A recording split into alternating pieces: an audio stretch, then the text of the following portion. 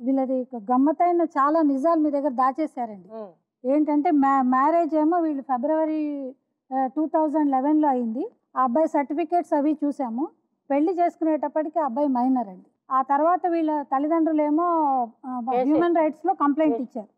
Complaint ఇచ్చిన తర్వాత నువ్వు ఇందాకటి నుంచి మేడం గారితోటి అతను కనబడట్లేదు అని చెప్తున్నావు కదా, నువ్వు ఆ అలవాటు అతనికి పెంచి పోషించావు.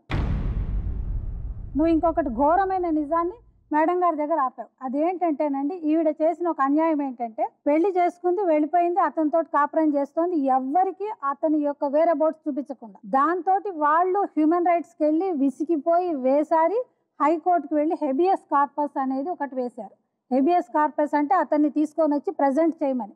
అది ఎప్పుడు ఎట్లాంటి పరిస్థితిలో ఏ తల్లిదండ్రులైనా అది ఎవ్వరికి కూడానండి, ఏ పిల్లలకన్నా తల్లిదండ్రులకైనా కూడా రాకూడని కష్టం ఆ తల్లికి వచ్చి. అవునా? మాట్లాడక ఇందాక నుంచి నువ్వు చెప్తున్నది నువ్వు ఒకటి కవర్ చేసి చెప్పావు కనుక మేము చెప్పాల్సిన అవసరం వచ్చింది. అవునా?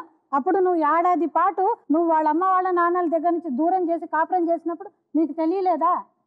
అదే అలవాటు మేడం. విను, మొత్తం విను.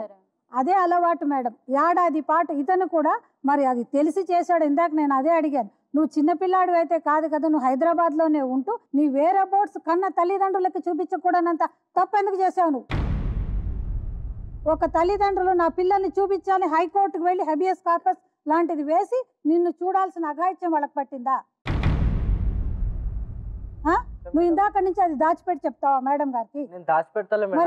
మరి నువ్వెందుకు చూపించలేదు?